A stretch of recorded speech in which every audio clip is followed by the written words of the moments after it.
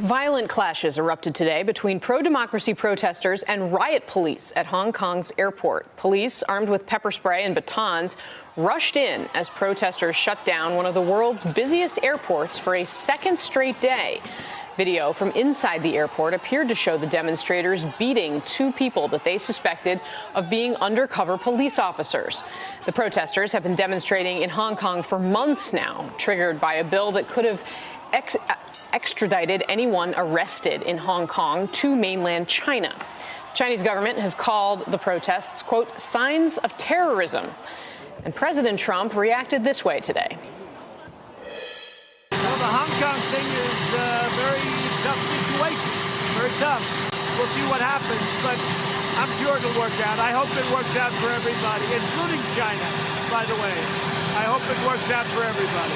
I think it'll work out, and I hope it works out for liberty. I hope it works out for everybody, including China. I hope it works out peacefully. Hope nobody gets hurt. I hope nobody gets killed. Not exactly the full-throated support for democracy that you might typically expect from a president of the United States. And that is not the only place where this White House is choosing not to send a forceful message to an authoritarian leader. In Moscow, more than 1,000 pro-democracy protesters have been arrested in recent days. So far, the Trump administration has largely remained silent. Here with us now, former U.S. ambassador to China and former U.S. Senator Max Baucus and MSNBC national security analyst Evelyn Farkas. Evelyn also served as the Deputy Assistant Secretary of Defense for Russia, Ukraine, and Eurasia. Mr. Ambassador, let me start with you. What message is this president sending to China and frankly, to the protesters that are supporting what we would typically think to be what should be the natural American position here by essentially saying, staying out of it? Well, frankly, I've been to Hong Kong a couple times the last 8 weeks. I've spoken with the men and women on the street, with cab drivers, with waiters. I've spoken with the tycoons, frankly, in Hong Kong. I spoke with Carrie Lam, the chief executive. And I can tell you that up until now, the people on the street are quite sympathetic with the protesters. And obviously, it's that proposed extradition statute, which has caused great angst because it's seen as representative of mainland China exercising even more control for Hong Kong than they have in the past. You have to remember, though, that the conditions in Hong Kong are very, very tough. The cost of living extremely high. Housing is almost unavailable. It's a very difficult situation for a lot of people. My sense, frankly, is that China, mainland China, will continue to play a waiting game. That's their basic strategy. They're going to hope, frankly, that perhaps the protesters make a mistake. And their protesters, I think, are getting close to that with continued shutdown of the airport. And that's going to disrupt the city. That's going to cause the business community and the tycoons to say, hey, enough's enough here. So this is basically up to Carrie Lam, the chief executive, the people. It's up to the 800-pound gorilla, Xi Jinping. To be honest, I don't know what we could really do if we were to try to get into the debate there. Of course, America stands up for human rights. We've been the beacon on the hill, and I think we should continue to do so. Is this president acting that way? I mean, I don't see that. Oh, no, to be honest, no, he's not. But I got to tell you, I was at a summit in 2014 between President Obama and President Xi Jinping. And frankly, one of the first questions that President Xi raised it, he accused, oh, you Americans, you're fomenting unrest down in Hong Kong. You could tell it really got under his skin. It very much bothered him. And President Obama, to his credit, said, we Americans, we're Bill of Rights, we're Declaration of Independence. Human rights is virtually in our DNA. He explained that, and I won't go chapter and verse what the subsequent discussion was, but we didn't do a lot more. The United States did not, even under President Obama. It's a very, very touchy situation. We could do more than we are doing, but it's risky to go too far.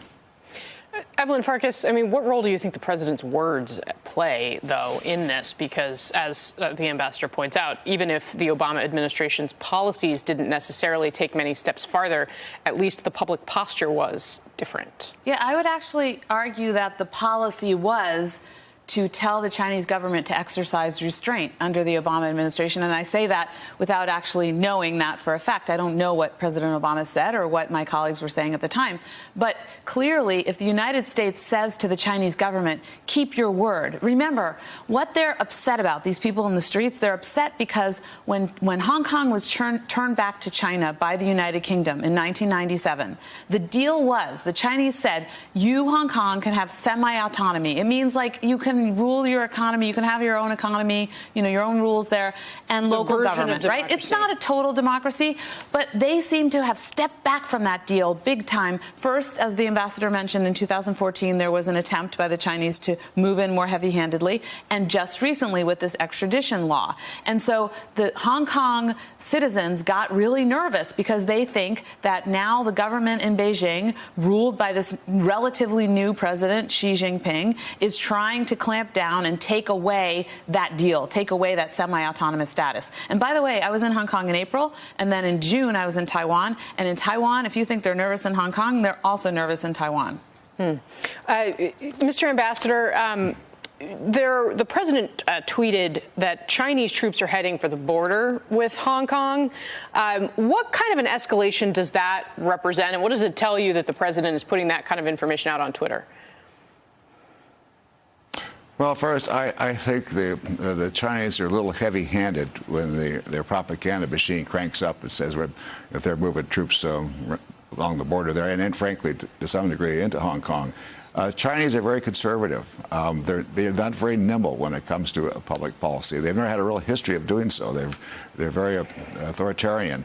So, frankly, I think the solution here is for Carrie Lam and Beijing to show that they're listening to the concerns, the legitimate concerns of the people of Hong Kong. And that would mean probably shelving, that is, repealing, getting rid of that extradition, proposed extradition statute, and even beginning an investigation into police brutality. There's a lot of questions about the police in Hong Kong. And frankly, if Carrie Lam herself were to resign, that'd help, but it begs the question, who's going to replace her? But at the same time, the protesters are going to have to show, if any of that happens, that they're not going to keep moving the goalpost. There's a real risk if they've got victory in their mouth and they're going way beyond trying to address the usual legitimate complaints they have in Hong Kong. And if for this to work, there's going to have to be some kind of meeting of the minds. And frankly, it tests Beijing to see whether they can be a statesman-like country or not, whether they can, or whether they're going to be, they say, authoritarian and try to jam something down people's throats, because that's not going to work. If they try to put troops into Hong Kong, boy, it is just going to be a disaster all around. And they know that. The Chinese leadership knows that.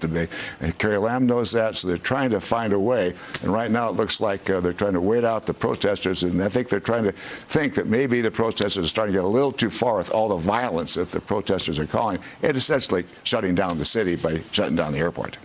Evelyn, do you agree that this is the potential way out? I mean, yes, I think, look, you have to make the Chinese understand they have to abide by their agreement. The problem is the president is silent on the 1997 agreement.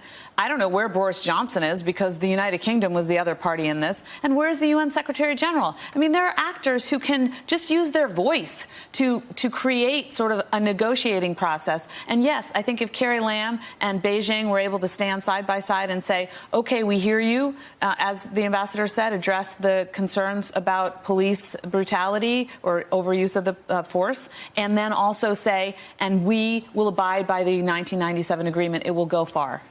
What's your sense, Evelyn, of how, if at all, the president's trade war is related to his rhetoric on this topic, and how that relates to Chinese domestic politics, and whether Beijing is actually going to be able to make a move on this? I mean, my sense is that this is not our president's priority. I mean, we know this from a lot of other things. He's transactional. He doesn't care about the system of government. You know, it's maybe kind of Kissingerian. He just wants to make big deals with big countries and tough leaders. So he's not interested in democracy. He wants to worry about the trade deal. But for the Chinese, this is absolutely the most important thing on their agenda. This is more important for them than trade. I mean, I can guarantee that because of the signal that it sends in terms of the strength of Xi, how brittle is the regime. I mentioned Taiwan before because China still asserts rhetorically and otherwise that Taiwan is part of China. Of course, we don't recognize that. The international community doesn't recognize that. That's more dangerous potentially because the U.S. actually has a security agreement with Taiwan. It's not a treaty, but we do have an obligation to come to their assistance if they are challenged militarily by China. So, which of course would be for China, this is number one. For our president, it's not even really on his radar, though it should be. All right, Ambassador Baucus, Evelyn Farkas, thank you both very much for your insights today. Hello, YouTubers. If you're watching this, it means you've checked out our channel, so thank you. Now do me a favor, subscribe by clicking on that button down there. Click on any of the videos to watch the latest interviews and highlights from MTP Daily and MSNBC. You can get more Meet the Press content every morning in the First Read newsletter. If you're tired of content that you don't know anything about where it came from, you don't have to have that problem with us. NBC News, MSNBC, MTP, and the Meet the Press mindset right here for you on YouTube. Subscribe now.